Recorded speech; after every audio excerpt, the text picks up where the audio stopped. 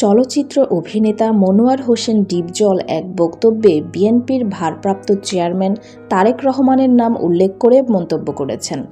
বক্তব্যে তিনি দেশের রাজনীতিতে চাঁদাবাজির অভিযোগের প্রসঙ্গ টেনে আনেন এবং দাবি করেন, রাজনৈতিক পরিচয় ও প্রভাবকে ব্যবহার করে একটি গোষ্ঠী দীর্ঘদিন ধরে অর্থ আদায় করে আসছে। ডিপজল তার বক্তব্যে বলেন, এসব কর্মকাণ্ডের কারণে সাধারণ মানুষ ও ব্যবসায়ীরা ক্ষতিগ্রস্ত হচ্ছেন। তিনি অভিযোগ করেন, ভয় ও চাপ সৃষ্টি করে অর্থ আদায়ের এই প্রক্রিয়া রাজনীতিকে প্রশ্নবিদ্ধ করেছে এবং রাষ্ট্রীয় কাঠামোর উপর নেতিবাচক প্রভাব ফেলছে। বক্তব্যে ডিপজল রাজনৈতিক নেতৃত্বের স্বচ্ছতা ও জবাবদিহির প্রয়োজনীয়তার কথাও উল্লেখ করেন।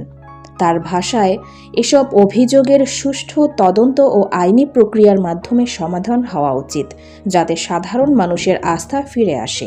এই বিষয়ে এখন পর্যন্ত তারেক রহমান বা বিএনপির পক্ষ থেকে কোনো আনুষ্ঠানিক বক্তব্য পাওয়া যায়নি। ডিপজলের বক্তব্যটি তার ব্যক্তিগত মতামত ও অভিযোগ হিসেবে উপস্থাপিত হয়েছে, যার সত্যতা স্বাধীনভাবে যাচাই করা সম্ভব হয়নি।